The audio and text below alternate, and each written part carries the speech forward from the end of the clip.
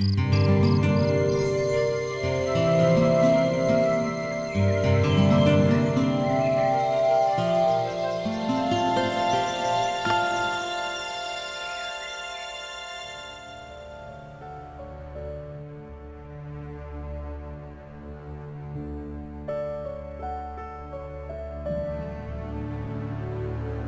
estimated that 1 in every 28 children in the United States has a parent behind bars.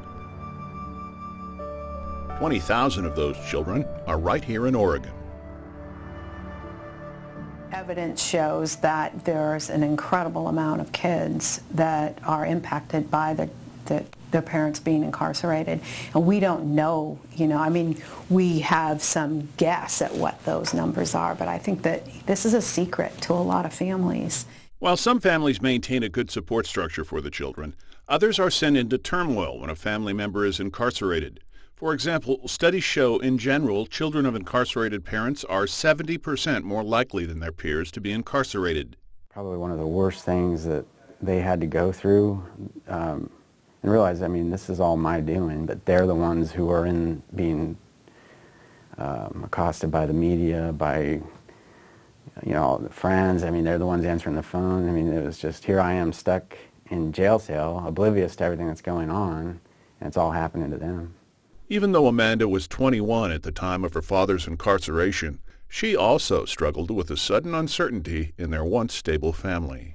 Like your whole world is rocked. You just don't see it coming, and having to figure out what to do and how to get through this system and how to not be terrified for him. And it just was in this moment, I don't know what to do. You're talking about a hurricane.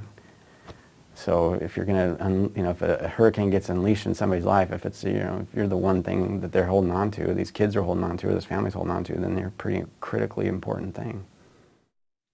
Ellen Baltus, a school counselor, sees firsthand what grade school-age children go through when a parent is incarcerated. With smaller children, what that looks like is in acting out behaviors or stomach or headaches and or withdrawal or tearing, and not really themselves understanding why. Children struggle with both internal and external fears and doubts when a parent is incarcerated. I do see kids who worry about, are they just like their parent? And they will sometimes then go on and on about how they're not like their parent, but struggle. I see the struggle emotionally that they have with that. I know for a fact that there are people who would not be comfortable with me teaching their children if they knew that my father was a felon or an inmate, that there must be something genuinely flawed with me if that is who I was raised by, and especially the fact that I still love and support my dad and look at him as a role model in a lot of ways, that I must not be a role model myself. While children who receive support can be successful, there can be significant and prolonged challenges for children who do not receive adequate and sustained support. They're at risk. And right to the point, I've seen fathers and sons reunited in jail. I've seen cousins and uncles and, all doing time. I've seen kids that said at 9 years old, they knew they would eventually end up in prison. It was just the track they were on. The criminal track involved some slides into prison. Gabriel, just 3 years old when his father went to prison, looked to an older brother as a father figure. But when he too was incarcerated, Gabriel found himself heading in the wrong direction. I started sneaking out past curfew, trying to find my brother that was 3 years older than me and go hang out with them. It was just like I wanted to fit in. I didn't fit in with my sisters, they did their own thing, and I just wanted to fit in with one of the boys in my family because we never really got along. So I was just trying to, looking up to him. Wanted someone to look up to and just feel like I was accepted. It is an issue that still has a lot of shame attached to it and a cloud of secrecy. And I think when that happens, children are told not to talk about it, and families are embarrassed about it, and as a result, they don't necessarily get the support they need. It's hard to tell someone when they ask you, where's your dad, or how's your dad been? And it's like you don't even know what to say. It's like it just takes your breath away. It's like you don't want to talk to him. And no one talks about it because you're taught to be embarrassed by it and ashamed of it, but that, it's I didn't do anything and I wasn't being punished for it, and that I had to talk to people about it. And it's hard to get past it, but once you do, it's way better when you have people you can talk to. And while well-meaning family members try to offer support and guidance, sometimes it can be easier for a child to open up to those outside the family.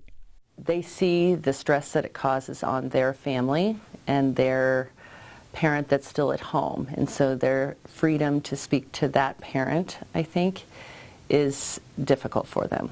I don't know, I guess it was just the fact that my mom was always gone working that, this was like, she already had enough stress to deal with. I didn't want to, cause more or anything. It was always a hard thing for me to do, just talking to her. There is hope. The Committee for Children of Incarcerated Parents has created a collaborative effort between numerous groups in Clackamas County, including social services, schools, law enforcement, nonprofits, the faith community, volunteers, and many more. So the goal of the committee is really to provide resources and advocacy for youth and families that are impacted by the justice system. So in addition to that, we really try to do outreach, education, and community awareness about this issue. The committee aims to raise awareness for the need to identify children of incarcerated parents in the community, among school personnel and service providers of the effects children experience, identify mentorship opportunities for impacted children, and identify potential funding sources, which will support programs such as parent education and youth mentorship. Helping children cope and families recover often starts with education. The committee has created the booklet Finding Help and Hope, which provides information and resources for families impacted by incarceration. In addition, support groups and mentor relationships have fostered an invaluable outlet for many children. I think sometimes these kids think they're the only ones and are so, I see in groups when one mentions, oh, my dad went in jail, they'll jump before the child even finishes the sentence. Like, mine too. It's like they had no realization. So breaking that code of silence for them in a safe, protected way has been huge. It's a hard thing to go through, and that it's not something you have to do alone any more than you go through any other part of life alone, and that the best thing you can do is find those people that make it easier. And I think that kids that are hooked up with a significant person, like a mentor, a big brother, big sister, I think do benefit from having that contact and that exposure to fun and different things. The mentoring experience here has, for many of the kids, has made a huge difference on their success in school, as well as their social relationships, as well as their hope for the future, and seeing themselves as something separate from what may have happened to the parent. Always nice to have that option, knowing that there's someone out there that, wants to see a difference, wants better for you. It's really nice to have counselors in the schools who will know these children, and parents have a place to go to and to call and to say, can you support my child? And know that there's a place where that child can speak to somebody. They have connected families with classes such as Parenting Inside Out. The class offers participants an opportunity to learn positive parenting skills, discuss their unique parenting challenges, and receive peer support. What we have found in running these Parent Inside Out classes throughout the county is that they are well attended, and parents are feeling like they get a lot of support to parent their children, and in ways that they have never learned before. A 2011 Clackamas County Work Release Survey revealed that 72% of respondents desired the opportunity to improve their parenting skills, but only 10% reported receiving any parenting support services while incarcerated. Most inmates are parents, and most inmates, no matter how bad the situation was, live with the daily consequences of what they're doing to their children. There is still much work to be done to aid the families and help children gain the support they need. And all agree it starts with community awareness and support. So the more we can educate people that it isn't, the end of the world, the better I think we're going to be at serving this population and working with schools and community corrections and jails and prisons to keep these families intact. We do know that kids thrive when they are with their families, and so the more we can provide resources, the better. Most importantly, I think, is the non-judgmental attitude about the parent who is in jail or prison, and that child still sees himself as half that parent. You know, I'm really passionate about this group of folks, and I think that the more we can serve, the better everybody will be. If you would like to learn more about how you can help children of incarcerated parents, please contact the Clackamas County Children, Youth, and Families Division at 503-650-5680 or www.ccpobf.org.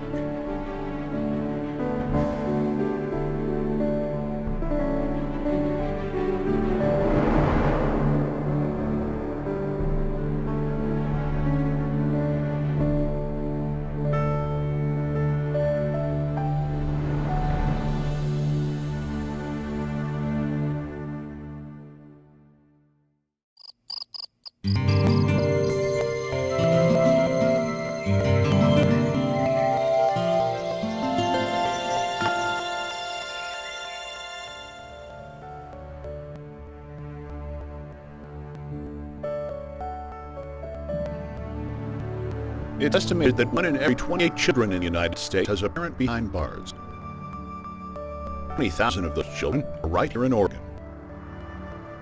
Evidence shows that there's an incredible amount of kids that are impacted by their parents being incarcerated. We don't know, we have some guess at what those numbers are, but I think that this is a secret to a lot of families. While some families maintain a good support structure for the children, others are sent into turmoil when a family member is incarcerated. For example, studies show in general children of incarcerated parents are 70% more likely than their peers to be incarcerated. Probably one of the worst things that they had to go through. Realize, this is all my doing, but they're the ones who are being accosted by media, by the friends. They're the ones answering the phone. It was just, here I am stuck in jail cell, oblivious to everything that's going on. It's all happening to them. Even though Amanda was 21 at the time of her father's incarceration, she also struggled with the sudden uncertainty in her once stable family. Like, your whole world is rough. You just don't see it coming, and having to figure out what to do and how to get through the system and how to not be terrified for him. And it just was, in this moment, I don't know what to do. You're talking about a hurricane.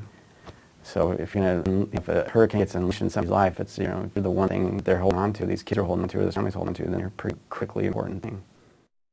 Ellen Baltus, a school counselor, sees firsthand what grade school-age children go through when a parent is incarcerated.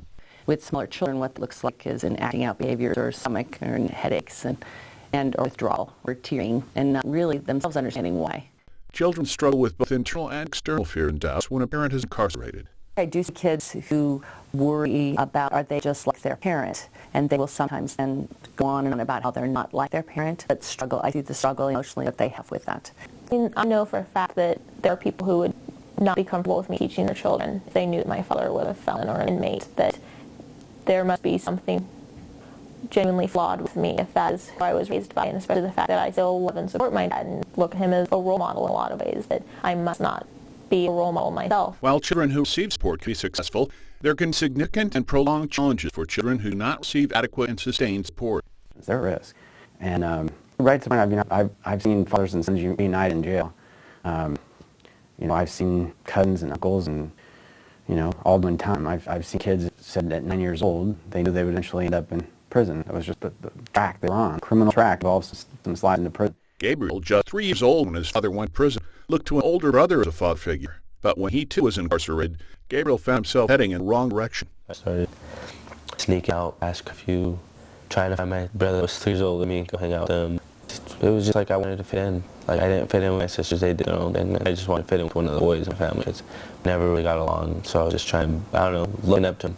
I wanted someone to look up to and just feel like I was accepted. It is an issue that still has a lot of shame attached to it and a cloud of secrecy. And I think when that happens, children are told not to talk about it, and families are embarrassed about it, and as a result, they don't necessarily get the support they need. It's hard to tell someone when they ask, where's your dad, or how's your dad been? And it's like, you don't even know what to say. It's like it just takes your breath away. Like you don't want to talk to them.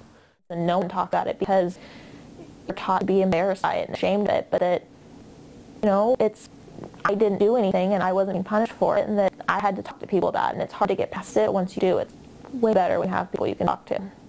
And while well-meaning family members try to offer support and guidance, sometimes it can be easier for a child to open up to those outside family. They see the stress it causes on their family and their parent that's still at home. And so their freedom to speak to that parent, I think, is difficult for them. I don't know, I guess it was just the fact that my mom was always on working that, you know, it's just like she already had enough stress to deal with. I didn't want to, cause more or anything. It was always a hard thing for me to do, just talking to her. There is hope. The Committee for Children of Incarcerated Parents has created a collaborative effort between numerous groups in Clackamas County, including social services, schools, law enforcement, nonprofits, the faith community, volunteers, and many more. So the goal of the committee is really to provide resources and advocacy for youth and families that are impacted by the justice system. So in addition to that, we really try to do outreach, education, and community awareness about this issue. The committee aims to raise awareness for the need to identify children of incarcerated parents in the community, among school personnel and service providers, the effects children experience, identify mentorship opportunities for impacted children, and identify potential funding sources, which will support programs such as parent education and youth mentorship. Helping children cope and families recover often starts with education. The committee has created the booklet, Finding Help and Hope, which provides information and resources for families impacted by incarceration. In addition, support groups and mentor relationships have fostered an invaluable outlet for many children. I think sometimes the kids think they're the only ones and are so, I see in groups when one mentions my dad went in jail, they'll jump before